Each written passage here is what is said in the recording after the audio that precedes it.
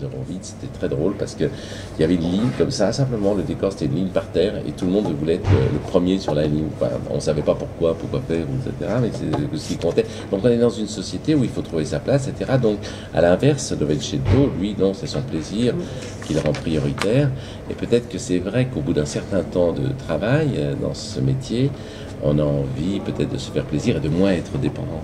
Le métier d'acteur, c'est un métier de dépendance. On est choisi par les autres, on travaille avec les autres. Et quand on peut initier, bon, il y a beaucoup d'acteurs ou d'actrices qui mettent en scène ou qui font des choses comme ça, parce que c'est vrai que c'est un métier, on le connaît aussi d'un point de vue de la mise en scène. Et donc là, c'est des joies qu'on a envie de s'offrir parce qu'on sent les choses. J'avais fait un spectacle sur le sport aussi, dans leur tête. Et voilà, un peu de les concevoir un peu comme je pense, comme je sens, mais d'aller au bout de cette tentative-là, parce que c'est pas toujours facile, parce que par exemple, Novecento, ça avait été joué il y a une douzaine d'années, et l'auteur Marico, quand je lui en ai parlé, je lui ai dit que je voulais introduire des musiciens sur scène, et il n'était pas d'accord du tout, parce qu'il disait, c'est normal, c'est un auteur, quand il parle, ça parle beaucoup de musique, et de duel et de ci et de là dans le texte, et il disait mais c'est mieux d'exciter, enfin je pensais qu'il pensait ça, c'est que c'est mieux d'exciter l'imaginaire du spectateur avec les mots, quand on raconte ce qui se passe. Puis moi je trouve qu'il y a de la place pour que la musique continue l'émotion donnée par le récit.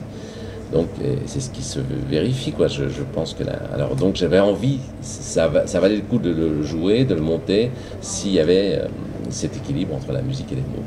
En même temps, c'est une liberté bridée puisque ce jeune homme, enfin, qui grandit sur le bateau, ne va jamais à terre parce qu'il justement, non, parce que la terre, ça paraît trop vaste. C'est la leçon de la fable de Baricot, c'est-à-dire que il a 88 notes sur le piano, avec 88 notes, il peut faire de la musique à l'infini, tandis qu'être descendre à terre, il va pas savoir, c'est tellement grand, c'est tellement immense que ça l'effraie et que c'est une réalité qui va, il sait pas très bien par quel bout commencer, quoi, et l'appréhender.